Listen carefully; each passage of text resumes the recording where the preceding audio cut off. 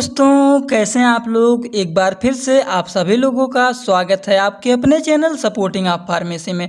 दोस्तों, जैसा कि आप लोग जान रहे हैं, बी फार्मेसी 5th सेमेस्टर वालों का फार्माकोलॉजी सेकंड का यूनिट फर्स्ट का लेक्चर स्टार्ट हो गया है, जिसमें कि हम लोगों ने चैप्टर 1 जो है हीमोडायनेमिक एंड इलेक्ट्रोफिजियोलॉजी, वो तो पूरा का पूरा खत्म हो गया है। और सेकंड जो है वो है ड्रग यूज इन कंजेस्टिव हार्ट फेलियर, वो भी खत्म हो गया। उसके बाद थर्ड हम लोग का है एंटी हाइपरटेंसिव ड्रग, उसको भी हम लोगों ने पढ़ के ख़त्म कर दिया है। तो इतना अगर आप लोगों ने नहीं देखा है तो जल्द से जल्द जाके हमारे चैनल के प्लेलिस्ट में जाके देखिए, वहाँ पे सब कुछ एकदम अच्छे तरीके से वीडियो लेक्चर मिल जाएगा आप लोगों को। और टेलीग्राम ग्रुप में ज्वाइन हो जाए, डिस्क्रिप्शन में लिंक दिया गया है, वहाँ से नोट्स भी उसका कलेक्ट कर लीजिए। लेकिन आज हम लोग का स्टार्ट होने वाला है new chapter anti anginal drug. तो एंटी एंजाइनल ड्रग आज हम लोग पूरा का पूरा पढ़ के इसको ख़त्म कर देंगे। ठीक, इसको हम लोग को पूरा पढ़ के ख़त्म कर देना है कम टाइम में। ज़्यादा टाइम नहीं लेना है कि 1 घंटे 1.5 घंटे का लेक्चर बने। 30 से 35 मिनट का लेक्चर या फिर 20 मिनट का लेक्चर बनेगा। 60 लेक्चर रहेगा, उसमें पूरा का पूरा कवर किया जाएगा। तो एंटी एंजाइनल ड्रग होता क्या है? तो ये तो एंटी एंजाइनल मीन्स हो गया, एंजाइनल को ट्रीट करने के लिए जो ड्रग दिया जाता है उसे हम कहते हैं anti anginal drug. Anginal drug use in the treatment of angina pectoris, anginal को ही एंजाइनल पेक्टोरेज भी कहते हैं या फिर एंजाइना कहते हैं। ए सिम्टम ऑफ आइसेकेमिक हार्ट फेलियर, या फिर इसको इस तरह से लिखना चाहते हैं लिख सकते हैं, या फिर इसको शॉर्ट में लिख सकते हैं। These are those drug which are use in the treatment of angina pectoris. लेकिन एंजाइना पेक्टोरेज जो होता है वो होता है एंजाइनल से ही, एंजाइनल या फिर एंजाइना पेक्टोरेज बना हुआ है। ठीक, ये बेसिकली 2 वर्ड से बना हुआ है, एक होता है एंटी, एक होता है एंजाइनल। एंटी तो होता है अबोची ट्रीट करने के लिए जो ड्रग दिया जाता है, जैसे हम लोगों ने पढ़ा है एंटी हाइपरटेंसिव ड्रग, तो हाइपरटेंसिव को जो ट्रीट करने के लिए ड्रग दिया जाता है वही हम लोग जान रहे थे कि एंटी हाइपरटेंसिव होता है। यही हम लोग को एंटी एंजाइनल में भी पढ़ना है, एंटी एंजाइनल। तो एंजाइनल या फिर एंजाइनल पेक्टोरेज को जो ट्रीट करने के लिए जो मेडिसिन दिया जाएगा उसे हम लोग कहते हैं anginal drug, anti anginal drugs. अब एंजाइनल का मतलब क्या होता है, एंजाइना का मतलब क्या होता है? एंजाइना का मतलब होता है चेस्ट पेन। तो चलिए इसके बारे में भी हम लोग थोड़ा सा पढ़ लेते हैं। देखें, एंजाइना पेक्टोरेज या फिर एंजाइना, तो सभी लोग एक एक पॉइंट हेडिंग डालते हुए चलिएगा, कैसे कैसे लिखना है सब कुछ यहाँ पे एकदम अच्छे तरीके से दिया गया है। It is also called ischaemic chest pain. ठीक, देखिए इसका मतलब होता है जो एकदम अचानक से इसमें चेस्ट में पेन हो जाता है, उसी को हम लोग कहते हैं एंजाइना। अचानक से चेस्ट पेन होने लगता है, angina severe chest pain due to ischaemia, lack of oxygen to heart muscles. इसका मतलब हार्ट के मसल्स में जो ऑक्सीजन चलता रहता है वो लॉक हो जाता है, इसी वजह से हो जाता है एंजाइना। ठीक, this pain occurs in chest and left side of our body spread to neck, back and arms. तो ये जो एंजाइना होता है बेसिकली मोस्टली लेफ्ट साइड में पेन होता है, और लेफ्ट साइड में चेस्ट या बैक आर्म्स में होता रहता है। हमेशा देखते हैं आप लोग किसी भी मनुष्य को होता है जब एंजाइना, और तो देखिए वो अपने हार्ट पे जो सीने के पास पकड़ता है तो लेफ्ट साइड में ही पकड़ता है। ये आप लोगों ने अत्यधिक बहुत लोगों को देखा, जैसे ये मान लीजिए कोई आदमी है, ठीक, वैसे हल्का सा स्ट्रक्चर इसका बना दे रहे हैं, तो ये हमेशा अपने हैंड को यहाँ पे लेके आते हैं और यहाँ पे पकड़ते हैं, और यहीं साइड में इन लोगों को चेस्ट पेन होता रहता है। ठीक, ये देखिए पूरा का पूरा स्ट्रक्चर भी बन गया इसका। यहीं तुरंत अपना पकड़ते हैं और बहुत तेज से हार्ट अटैक भी आता है तो यहीं सब लोग पकड़ते हैं, बहुत तेजी से चेस्ट में पेन होने लगता है। अब ये पेन होता है, इसका कारण क्या है उसको भी हम देखते हैं। Pain feel like pressure squeezing chest that severe suddenly pain, ये अचानक से पेन होने लगता है प्रेशर हाई हो गए। अब इसके कारण देख लेते हैं, इसके काजेज क्या हैं। तो देखिए, when our heart muscle myocardium does not get enough blood and oxygen supply, जब ये ऑक्सीजन सप्लाई दे नहीं पाता, मतलब हिंदी में भी यहाँ पे लिख दिया हूँ कि ऑक्सीजन की कमी हो जाती है और उसका डिमांड बढ़ जाता है, हार्ट में उसका डिमांड बढ़ जाता है, उसी को हम कहते हैं this is cause of angina pectoris. तो हिंदी में भी थोड़ा बहुत आप लोग लिख के समझ लेना, ठीक। इसमें होता क्या है, मोस्टली क्या होता है, इसमें ऑक्सीजन की कमी हो जाती है हार्ट में, और सप्लाई जो होता है, डिमांड इसका बढ़ जाता है। तो यही हार्ट में होता है हम लोग का, यही कारण है इसका। इसी वजह से एंजाइना या फिर एंजाइना पेक्टोरिज बोलते हैं, यही होता है इसका। मतलब जो हमारा ब्लड आ रहा था लंग के थ्रू, आप लोगों ने स्ट्रक्चर कंजेस्टिव हार्ट फेलियर में देखा है कि लंग के थ्रू ब्लड आता है अंदर। अब जो अंदर आएगा ब्लड, उस ब्लड में प्रेजेंट होता है ऑक्सीजन। अब वो ब्लड जो आ रहा है ब्लड अंदर, लंग के थ्रू जो ब्लड अंदर आ रहा है, अब उसमें ऑक्सीजन तो प्रेजेंट होता है, मैंने बताया था।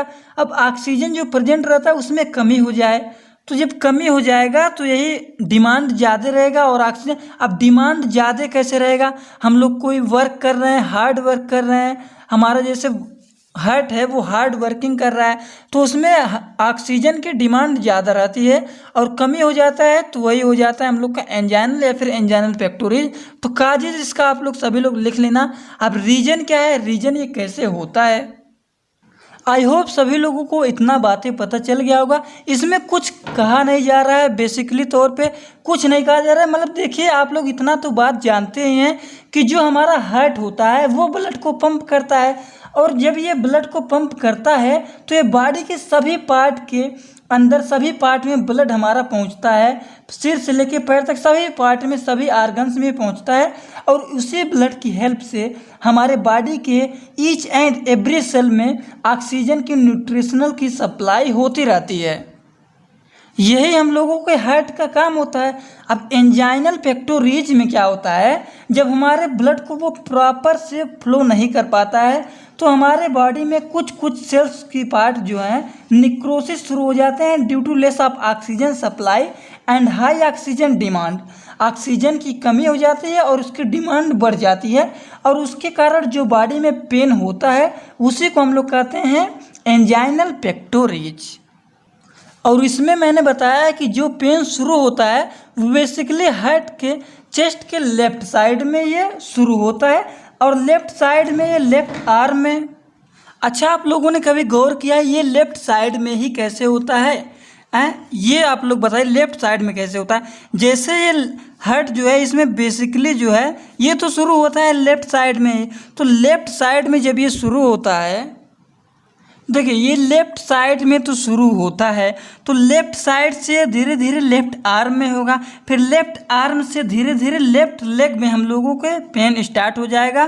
फिर लेफ्ट लेग में जब पेन होगा, फिर धीरे धीरे बॉडी के आधे पार्ट में ये पेन स्टार्ट हो जाएगा। और जब ये पेन धीरे धीरे बढ़ता हुआ जाएगा तो चेस्ट पेन जो है लेफ्ट साइड में ये तेज हो जाता है, और जो कि इसे हम लोग प्रोसेस को कहते हैं एंजाइना पेक्टोरिज। इसमें बेसिकली ये होता कैसे है ये तो बता दिए हैं कि ऑक्सीजन की कमी हो जाती है और इसकी डिमांड ज़्यादा रहती है, ठीक, इसी के द्वारा ये होता है। अब जब ऑक्सीजन की कमी होगी, देखिए मैं यहाँ पे बताया हूँ कि ऑक्सीजन की कमी हो जाती है और इसका डिमांड बढ़ जाता है, ठीक। जब ऑक्सीजन की यहाँ पे कमी हो जाएगी और डिमांड बढ़ जाएगी, तो जब कमी हो जाएगी तो ब्लड वेसल्स जो होते हैं वो कंट्रैक्ट होने लगते हैं। कंट्रैक्शन रिलैक्सेशन तो आपने पढ़ा ही है। तो जब कंट्रैक्ट होने लगेंगी, ये कंट्रैक्ट होने लगता है, और जब कंट्रैक्ट होगा तो ये थ्रोम्बोसिस बन जाता है, और इसी वजह से ब्लड ऑक्सीजन की सप्लाई जो होती है वो घट जाती है और उसका डिमांड जो होता है वो बढ़ जाता है। इसी प्रोसेस को हम कहते हैं एंजाइना पेक्टोरिज। अब इसमें ज़्यादा टाइम हम लोगों को नहीं खर्च करना है, इसमें आराम से देखते हुए सब कुछ चलना है कि क्या क्या होता है। इसका रीजन क्या है, कोरोनरी आर्टरी डिजीज है, vasospasm of coronary artery due to the heart does not get enough blood without blood tissue losses of O2 and die, ठीक। स्ट्रक्चर यहाँ पे देखिए बना हुआ है, स्ट्रक्चर शायद सही से एकदम अच्छे तरीके से बन नहीं पाया, लेकिन स्ट्रक्चर ऐसे आप लोग बना लीजिएगा जिस टाइप से बनाना चाहते हैं आप लोग बना लीजिएगा। देखिए ये जो है यहाँ पे इसको करके देखा गया है, तो बीच में जो प्लेग बन जाते हैं, प्लेग आप लोगों ने एंटी हाइपरटेंसिव ड्रग्स में पढ़ा है कि बीच में प्लेग बन जाते हैं जिससे हम लोगों का ब्लड सही से फ्लो नहीं कर पाता है और यहाँ पे फोर्स ज़्यादा बन जाता है, वही यहाँ पे बताया गया है। तो आप लोगों को ये आ रहा होगा ज़्यादा इसमें समझाने की आवश्यकता नहीं है। अगर ये समझ में ना आए तो सभी लोग जाके इसके पहले वाला पार्ट का वीडियो देख लेना, एंटी हाइपरटेंसिव ड्रग, उसमें पूरा एकदम अच्छे से डिटेल से बताया गया है।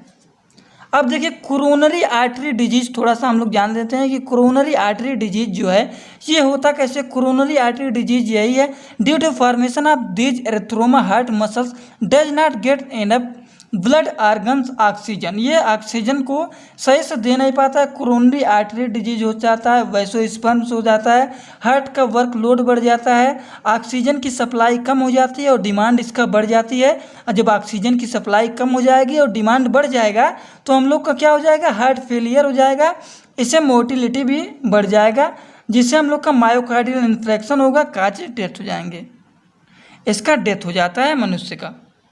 अब चलिए थोड़ा सा इसका रिस्क फैक्टर देख लेते हैं और इसके टाइप्स देख लेते हैं, कौन कौन से टाइप्स होते हैं इसके और रिस्क फैक्टर क्या होते हैं इसके। रिस्क फैक्टर मतलब होता है रोकथाम। तो आप लोग अगर ये काम आप लोग के अंदर डायबिटीज़ है, ओबिसिटी है, ओल्डर एज हो गए हैं, तो आप लोग थोड़ा सा एक्सरसाइज करिए, फैमिली हिस्ट्री, हार्ट डिजीज़ है या फिर स्मोकिंग ज़्यादा करते हैं तो इसको भी कंट्रोल करिए। वीक लाइफ स्टाइल है तो आप लोग थोड़ा सा एक्सरसाइज यूज कीजिए, वीक मत करिए लाइफ स्टाइल को। हाइपर लिपिडमिया है, लिपिड की संख्या ज़्यादा बढ़ गई है वेसल्स में, तो आप लोग थोड़ा सा कम करिए लिपिड की जो होता है। आप लोग का लिपिड कैसे बढ़ जाता है, फैट की मात्रा बढ़ जाता है, तो थोड़ा सा आप लोग को डाइट करना पड़ता है, जिसकी वजह से ये आप लोग ये नहीं है कि आप लोग को ये हो गया इतना सब कुछ है, आप लोग इस पर रोकथाम नहीं कर सकते हैं, इसका ट्रीटमेंट हो जाएगा, आप लोग इसका रोकथाम खुद कर सकते हैं फिजिकली अपने आप से ही। ठीक, ये तो इतना आप लोगों को रिस्क फैक्टर पता चले, और भी बहुत सारे हैं रिस्क फैक्टर। आप लोगों को और भी ज़्यादा देखना हो तो जाइए गूगल पे तुरंत सर्च करिए रिस्क फैक्टर ऑफ एंजाइनल पेक्टोरेज या फिर स्लाइड शेयर। देखिए आप लोग गूगल के स्लाइड शेयर पेज भी जाके बहुत सारे हेल्प ले सकते हैं। मैं भी वहाँ से बहुत सारे यहाँ पे टॉपिक्स को शॉर्ट वे में लेके आया हूँ, जिससे आप लोग वहाँ से आप लोग भी जाके देख सकते हैं और वहाँ से भी नोट्स बनाना स्टार्ट कर सकते हैं। यहाँ पे वैसे आप लोग को एकदम इजी वे में मैं लेके आया हूँ, जिससे आप लोगों को कोई दिक्कत ना हो। अब नेक्स्ट हम लोगों को देखना है टाइप्स ऑफ एंजाइना पेक्टोरेज। अब एंजाइना पेक्टोरेज जो होता है वो बेसिकली 4 टाइप का होता है। बहुत सारे लोग बताए हैं 3 ही टाइप का होता है, स्टेबल, अनस्टेबल, वेरिएंट। लेकिन आप लोग कहीं पे भी जाके सर्चिंग करके देख सकते हैं कि ये मोस्टली 3 टाइप के होते हैं, 4 टाइप के होते हैं, stable angina, unstable angina, microvascular angina, variant angina. जाके गूगल पे भी आप लोग सर्चिंग करके इसको कंफर्म कर सकते हैं। These are several types of angina including stable angina, unstable angina, microvascular angina, variant angina. तो ये 4 टाइप के होते हैं। चारों देखिए एग्जामिनेशन में 2 नंबर में कभी कभी स्टेबल अनस्टेबल पूछ लेगा या फिर माइक्रोवैस्कुलर एंड वेरिएंट एंजाइना, ये दोनों पूछ लेगा। 2-2 नंबर में बहुत ज़्यादा क्वेश्चन उठाता है एंजाइना का।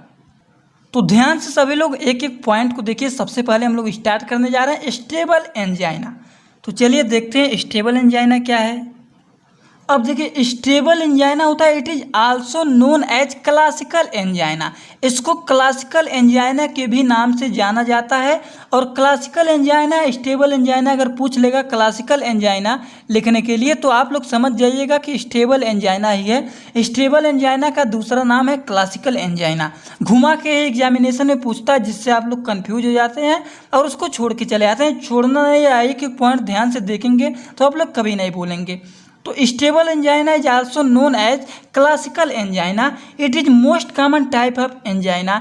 These attacks are predictable caused by exercise, emotions and workload. Exercise ज़्यादा करते हैं या फिर इमोशंस होते हैं या फिर वर्कलोड जब बढ़ जाता है तो इसके द्वारा होता है। Main reason behind classical angina is severe atherosclerotic sclerotic in coronary arteries which supply blood to the deeper tissue of heart.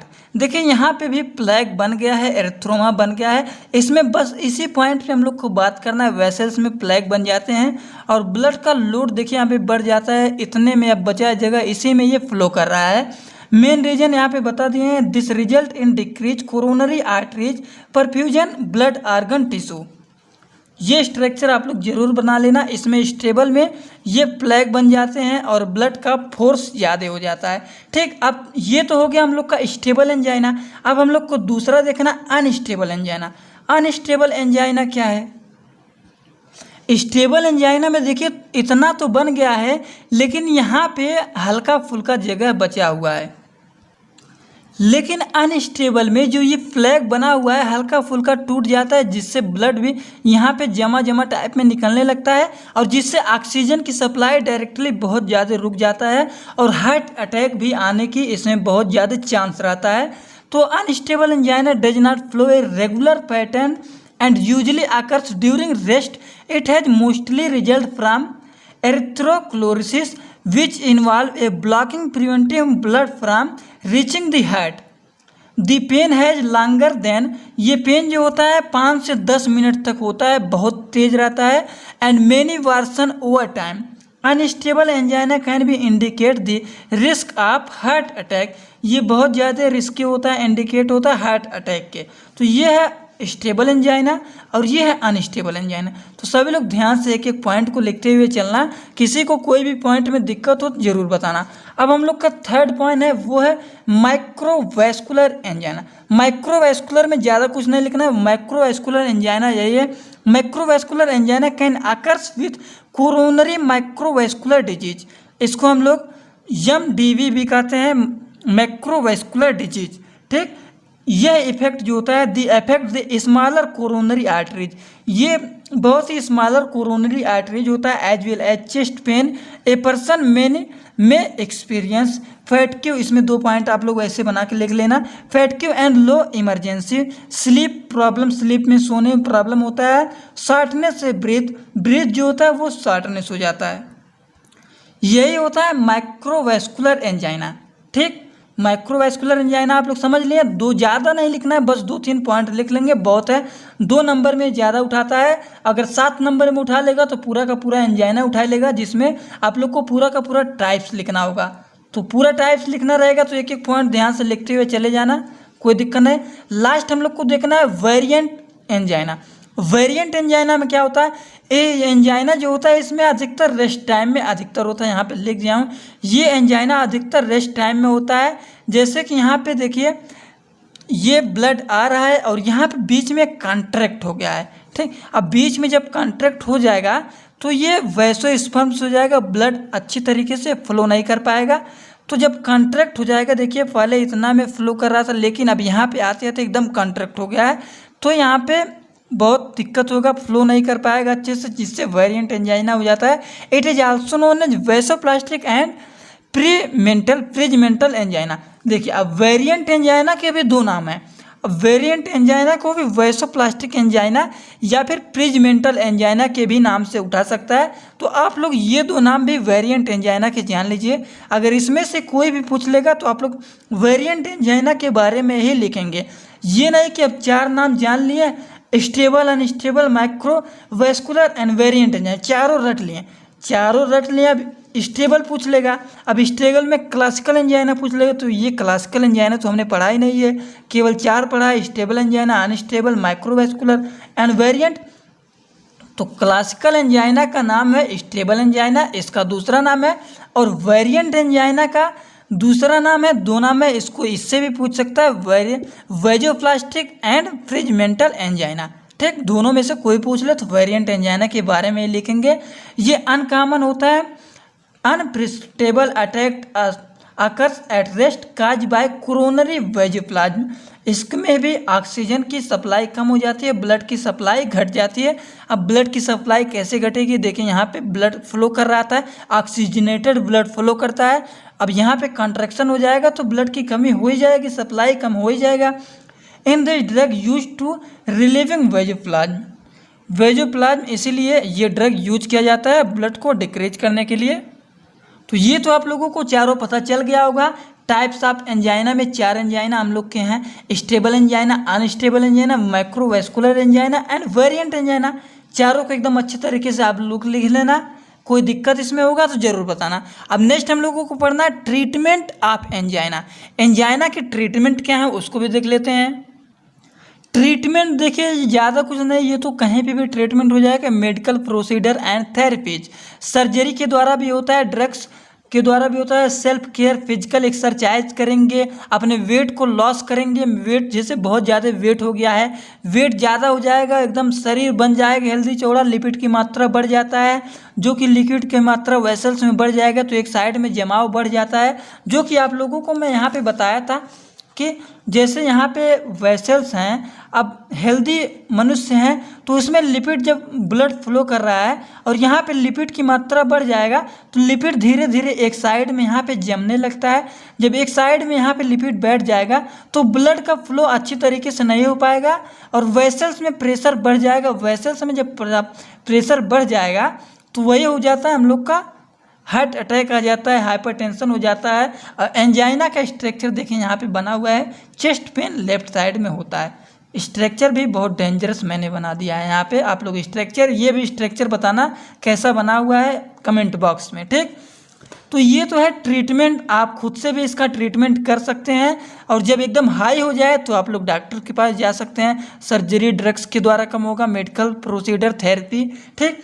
ये तो ट्रीटमेंट हो गया इसका, इतना सभी लोग ध्यान से इसको लिख लेना। अब हम लोग को नेक्स्ट एंड लास्ट टॉपिक जो पढ़ना है वो हम लोग का टॉपिक है classification of anti anginal drug. अब क्लासिफिकेशन इसमें केवल 4 हम लोगों को पढ़ना है। इसमें एक होता है नाइट्रेट्स, एक होगा कैल्शियम चैनल ब्लॉकर, एक है बीटा ब्लॉकर, एक है पोटेशियम ब्लॉकर। तो यही 4 पढ़ को हम लोगों को ये लेक्चर पूरा का पूरा कंप्लीट कर देना है। तो नाइट्रेट का एग्जांपल, ये नाइट्रेट को हम लोग वैसोडिलेटर भी कर सकते हैं। वैसोडिलेटर मीन्स होता है, क्या होता है वैसोडिलेटर? वैसो मीन्स होता है वेसल्स और डिलेटर्स मीन्स होता है डायलेट करना, चौड़ा करना। तो वैसोडिलेटर्स इसमें 2 होता है, शॉर्ट एक्टिंग, लॉन्ग एक्टिंग, ये सब पूरा डिटेल से अभी आगे हम लोग पढ़ेंगे। तो चलिए सबसे पहले देखते हैं नाइट्रेट्स। तो सबसे पहला हेडिंग आप लोगों को डालना है नाइट्रेट्स। तो नाइट्रेट्स में क्या होगा, अदर एक ड्रग होता है। देखिए ये तो 4 होता है क्लासिफिकेशन, लेकिन एक अदर्स भी होते हैं, इसमें अदर भी कुछ होते हैं। It is also used as, इसका आल्सो यूज किया जाता है anti hypertensive drug for lower BP के लिए एंड फॉर वैसोडिलेशन, ठीक। अदर इसका है, ये यूज किया जाता है anti hypertensive drug lower BP के लिए एंड वैसोडाइलेशन, वैसोडाइलेशन के लिए। वैसोडाइलेशन में क्या होता है, वेसल्स जो एकदम कॉन्ट्रैक्ट हो गया उसको डायलेट करके चौड़ा कर देता है, ठीक। वही यहाँ पे लिखा गया वैसोडाइलेशन। वैसोडाइलेशन, वैसो कंट्रैक्शन आप लोगों को पता होगा। It is also use an anticoagulant to inhibit clotting in unstable but cause exercise bleeding not free fair. तो ये तो हम लोग का थोड़ा सा कुछ अदर भी हो गए हैं। अब हम लोग को सबसे पहला हेडिंग डालना है नाइट्रेट्स। तो चलिए नाइट्रेट्स आप लोग हेडिंग डालिए और इसमें देखिए ये क्या होता है, it is also known as organic nitrate, इसको ऑर्गेनिक नाइट्रेट्स भी जाने जाते हैं। This drug act as vasodilator, ये ड्रग जो होते हैं वे वेसल्स को डायलेट करते हैं। इसका मैकेनिज्म अगर आप लोग देखना चाहते हैं तो ये भी देख सकते हैं। नाइट्रेट से एंजाइम जो है तो ये बनेगा नाइट्रिक ऑक्साइड। नाइट्रिक ऑक्साइड जो एक्टिवेट होगा वो बनेगा हम लोग का ग्लूनिल साइलेज। ग्लूनिल साइलेज से इंक्रीज होगा सीजीएमपी।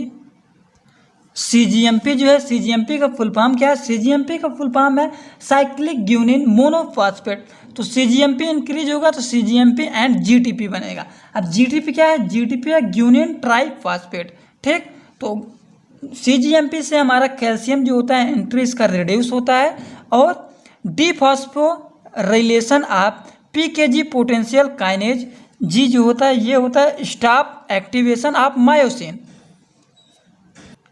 मायोसिन जो होता है वो एक्टिवेशन इसका एक्टिवेट स्टॉप हो जाता है और तब जो होता है ये जो होता है एक्टिन ये इंटरेक्ट नहीं कर पाता है जिससे कि रिलैक्सेशन होता है। रिलैक्सेशन मीन्स होता है वैसोडाइलेशन, वेसल्स जो होता है वो डायलेट हो जाता है। अब यहाँ पे स्ट्रक्चर के बेस पे यहाँ पे थोड़ा सा समझाने की कोशिश किया हूँ कि इसमें देखिए कैल्शियम जो है ये अंदर आते हैं और जब ज़्यादा इसका हो जाता है कंसंट्रेशन तो कुछ तो डायरेक्ट आ जाते हैं, कुछ सार्कोप्लाज्मिक रेटिकुलम में जाके कैल्शियम को ज़्यादा इंक्रीज करते हैं और ये जाके एक्टिवेट करते हैं इसको एक्टिवेट करते हैं, जिससे कि ये कंट्रैक्शन रिलैक्सेशन ऐसे ऐसे होने लगता है यहाँ पे। और यहाँ पे भी स्मूथ मसल जो होते हैं, स्मूथ मसल में ये कंट्रैक्शन देखने को मिलते हैं। ये स्मूथ मसल्स हैं, इसमें तब जाए कंट्रैक्शन देखने को मिलते रहते हैं। और यहाँ पे जो है नाइट्रिक ऑक्साइड, तो नाइट्रिक ऑक्साइड जो है ये ग्यूनिन साइक्लिक को एक्टिवेट होता है। ये इससे नाइट्रिक ऑक्साइड से ग्यूनिन साइक्लिक जो होता है वो एक्टिवेट होता है।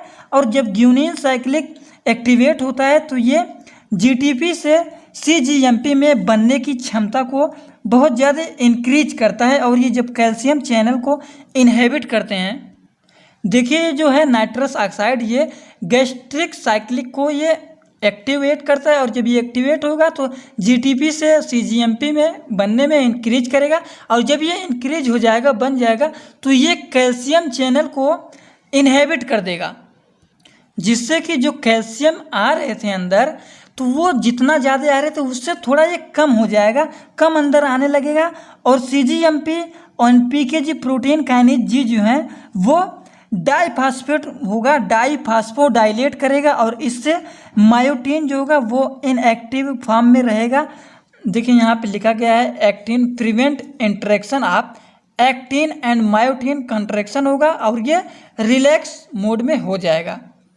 यही यहाँ पे समझाने की कोशिश किया गया है। और इसमें थोड़ा सा देखिए इसका नाइट्रस इफेक्ट क्या है। नाइट्रस इफेक्ट इसका है, ये इसमें केवल होता है कंट्रैक्शन जो होता है वो लो हो जाता है और रिलैक्सेशन ज़्यादा हो जाता है। मीन्स देखिए स्ट्रक्चर समझाया गया, कंट्रैक्शन में कंट्रैक्ट है और ये रिलैक्सेशन ज़्यादा है। ठीक, तो सब कुछ यहाँ पे समझा दिया गया है। एग्जाम्पल आप लोग लिखना चाहते हैं तो इसको लिख सकते हैं। Glycerol trinitrate nitroglycerin isosorbide dilate. उसके बाद लिपिड सॉल्युबल जो होता है well absorb through buccal intestine to skin. Lipid soluble होता है well absorb through buccal intestine and skin. Short acting and large acting जो होता है it is use sublingual and large acting में होता है ये यूज किया जाता है orally. Headache flushing weakness shooting etc इसमें होता है। ठीक, तो ये हम लोग का हो गया इतना नाइट्रस फर्स्ट वाला। अब हम लोग को सेकंड देखना है कैल्शियम चैनल ब्लॉकर। अब दूसरा हम लोगों को देखना है कैल्शियम चैनल ब्लॉकर। अब कैल्शियम चैनल ब्लॉकर्स में क्या होगा, स्ट्रक्चर को देखिए। इसमें जो उसमें जो हो रहा था कैल्शियम अंदर आ रहे थे, अब इसमें जो कैल्शियम अंदर आ रहे थे वो कम हो जाएंगे। अब जब कम हो जाएंगे तो ये डायरेक्ट जो सार्कोप्लाज्मिक रेटिकुलम से बाइंड कर लेता था। कुछ डायरेक्ट आके यहाँ से कैल्शियम बाइंडिंग करते थे, कुछ सार्कोप्लाज्मिक रेटिकुलम से आके इंक्रीज हो जाते थे। तो ये डायरेक्ट बाइंड भी नहीं कर पाएगा और सार्कोप्लाज्मिक रेटिकुलम को भी एक्टिवेट नहीं कर पाएगा। और जिससे कि ये कैल्शियम आयन जो कंसंट्रेशन है, कैल्शियम की कंसंट्रेशन वो घट जाएगा। जब कंसंट्रेशन डिक्रीज हो जाएगा तो ये ब्लॉक कर देगा। तो यही कैल्शियम चैनल ब्लॉकर्स हैं। यहाँ पे कुछ इसके बारे में दिए गए हैं। Calcium influx through it responsible, देखिए यहाँ से लिखा गया those drug which are give action there by blocking calcium channel. Calcium ion जो है influx through responsible for concentration. Now calcium channel are 3 types.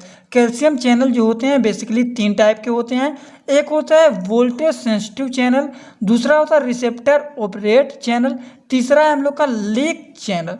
But these calcium channel blockers give their action by blocking voltage sensitive L type channel. तो L type के channels हैं ये, जिसमें कि ये calcium अंदर आते हैं और कैल्शियम जो अंदर आता है ये बहुत कम आते हैं, जिससे कि ये डायरेक्ट बाइंड भी नहीं करेंगे और सार्कोप्लाज्मिक रेटिकुलम के द्वारा भी ज़्यादा ये नहीं कर पाएंगे, जिससे कि इसमें कंट्रैक्शन रिलैक्सेशन सही से नहीं होगा। तो यही है कैल्शियम चैनल ब्लॉकर्स। इसके बारे में कुछ यहाँ पे 2-3 पॉइंट दिए गए हैं। और यहाँ पे ड्रग्स इसके क्या क्या दिए जाते हैं, डाईहाइड्रोपिरिडिन्स, लिपोफिलिक एंड पोटिएंट, या फिर इसमें और भी दे सकते हैं वीरापोमिल एंड डाइलेट्रोहाइड्रोफिलिक एंड लेस पोटेंट। वीरापेमिल में सेम मैकेनिज्म है, metabolize in liver TDR adverse effect constipation bradycardia and nausea etc. Verapamil should not be given with beta blocker additive sinus depression. Dihydropyridine एक होता है इसमें, नेफ्रिड्रिन and एमोलोप्रिडिन, विलोप्रिडिन, ये सब आप लोग लिखना चाहते हो ETC करके बहुत सारे होते हैं, आप लोग लिखना चाहते हैं तो इसको भी लिख लीजिएगा। ठीक, ये तो हम लोग का हो गया। अब हम लोग थर्ड देखते हैं बीटा ब्लॉकर्स। तो बीटा ब्लॉकर क्या होते हैं उसके बारे में चलिए देख लेते हैं हम लोग। बीटा ब्लॉकर क्या है? This drug does not dilate coronaries or other blood vessels instead of they reduce cardiac workload. इसमें कार्डियक वर्कलोड जो होता है वो कम हो जाता है एंड ऑक्सीजन जो होता है कंजप्शन होता है which further improve coronary perfusion. Beta blockers जो है कार्डियक वर्क घट जाता है और ऑक्सीजन की डिमांड जो है वो भी घट जाता है, डिक्रीज होता है, जिससे हार्ट रेट होता है वो भी घट जाता है। और इसमें देखिए help in classical angina beta 1 selective blockers atenolol metoprolol use in more non selective propranolol. Long term beta blocker therapy lower the risk of sudden cardiac death in CAD patient. Next point में लिख सकते हैं आप लोग not use in vasospastic angina. Vasospastic angina में means आप लोग जान रहे हैं ना variant angina, because they can cause vasospasm risk. Example यहाँ पे दिया गया है propranolol, metoprolol and atenolol ETC। Drug combine in angina, drug angina में कब कम्बिनेशन होता रहता है तो यहाँ पे सब कुछ दिया गया है। देखिए beta blockers plus nitrate long acting जो होता है ये क्लासीफाई होता है angina. Tachycardia due to nitrate is blocked by beta blocker. The tendency of beta blocker to reduce total coronary flow is opposite maintain by nitrate. और दूसरा point है beta blockers plus slow acting. ये तो long acting का है, ये slow acting का है। Slow acting DPH calcium channel blocker in classical angina. Nitrates plus calcium channel blockers CCBS इसको बोलते हैं CCBS। Serves vasospasm angina not use beta blockers, इसमें नॉट बीटा ब्लॉकर्स नहीं यूज किया जाते हैं। नाइट्रेट एंड CCBS जो है कैल्शियम चैनल ब्लॉकर्स ये होते हैं pre load and after load. Pre load means होता है जो हार्ट में ब्लड होते हैं वह पहले लोड होते हैं फिर डायलेट कंट्रैक्शन डायलेशन, तो वही pre load after load. Pre load after load वही कह रहा है कि प्री लोड आफ्टर लोड होता है और वर्क जो होता है कार्डियक वर्क जो होता है वो घट जाता है। Improve in cardiac perfusion.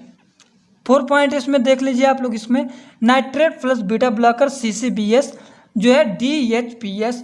Pre load cardiac work जो है ये भी प्री लोड घट जाता है, कार्डियक वर्क लोड भी घट जाता है। आफ्टर लोड क्रोनरी फ्लो जो होता है are use combination in case serve classic angina.